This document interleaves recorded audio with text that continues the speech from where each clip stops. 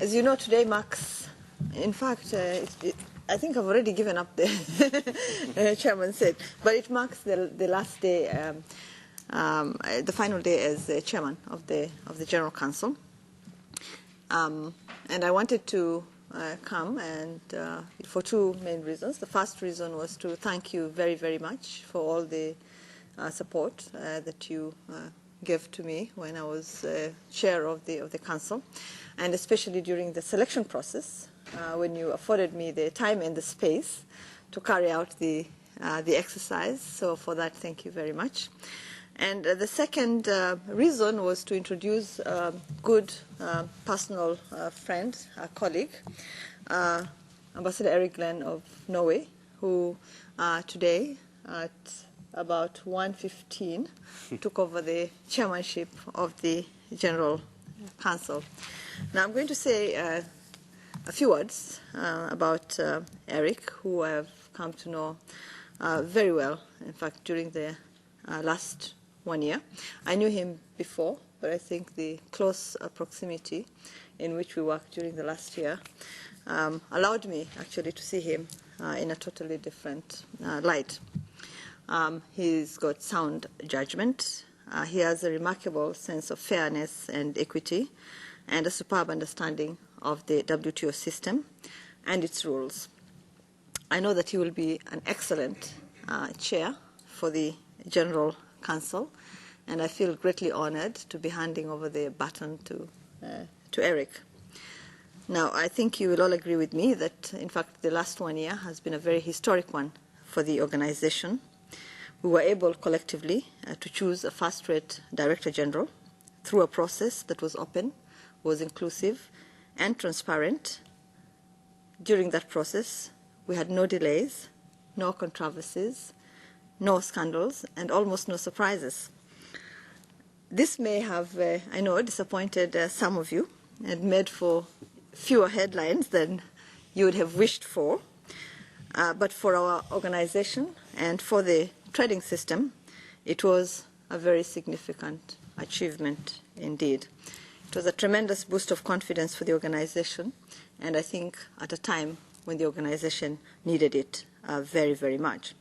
We proved that despite differences, we could come together and make important decisions on time and without any drama. We as a membership undertook to prepare for a ministerial conference, which we all knew would have profound consequences on the future of the organization. The negotiations to prepare that conference were, as you know, bottom-up, they were transparent, and they were inclusive. In short, as they should be, they were member-driven, and they worked.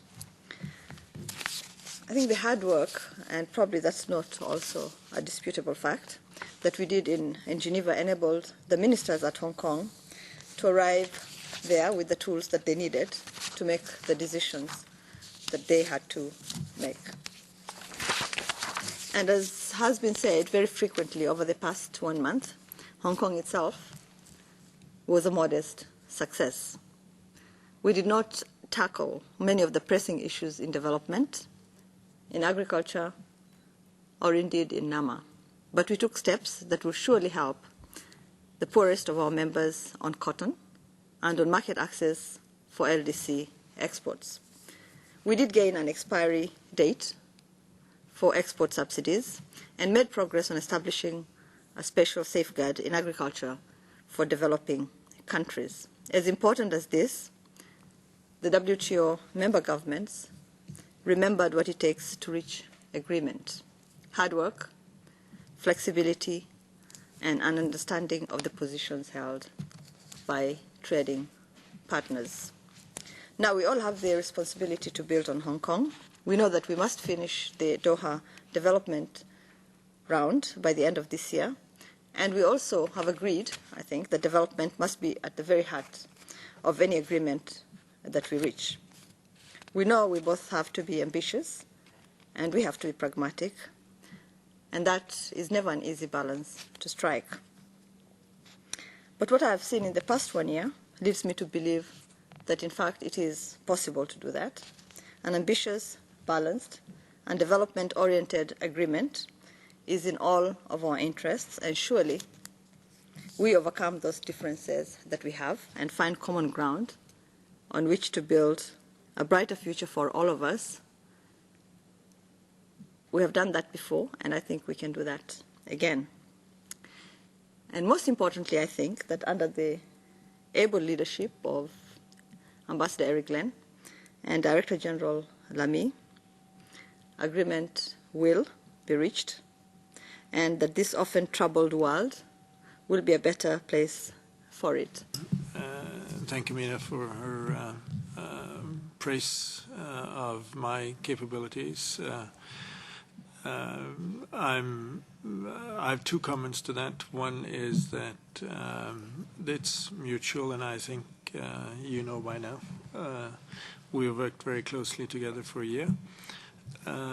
And it will, as I said in the General Council, be very, very difficult to follow in Amina's steps. She has done a fantastic job for the WTO, and I cannot promise to do anything more than my very best. My second comment is that I have understood from Amina that you've had a very good relationship with you here in this room. I hope to be able also to inherit that relationship and hopefully bring forward, as Amina was indicating, good news to you whenever we meet through this year. You know that we have set the goal for 2006.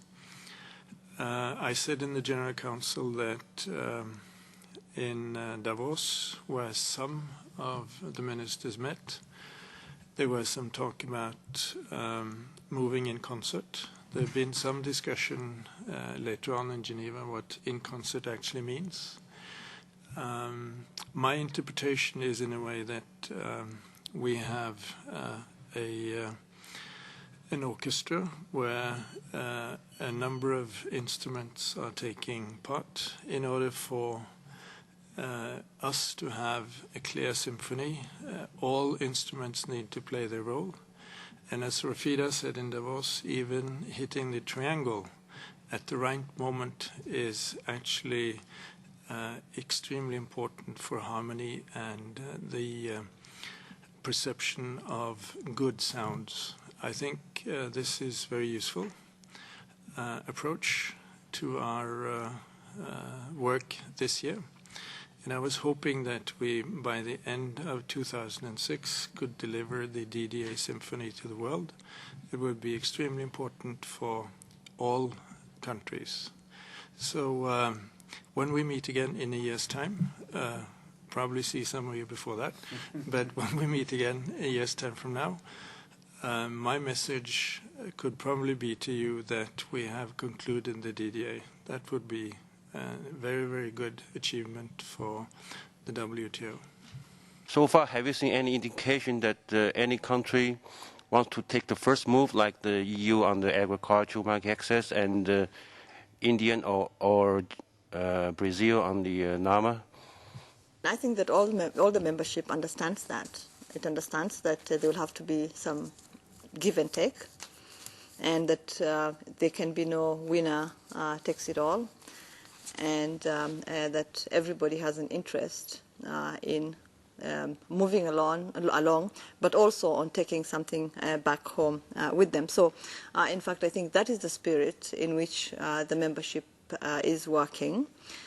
We have just appointed a new slate of chairs, and we think now that we have the slate in place, and that they have scheduled negotiating meetings and consultations, that indeed this will be what will be happening. I think Hong Kong was phenomenal in getting us back on track. It did that, and I think we all are ready to move forward. First of all, the strategy that the WTO should pursue is the strategy that the members themselves have agreed to. And as far as I understand it, we now have a common ground on a timeline for how we should proceed with our negotiating process. That's one thing which I think is important. Secondly, I think we also are in there is broad consensus and agreement, as Amina was saying, that we now make use of the negotiating groups and the process and machinery we have in Geneva, and then we will see what progress we can make.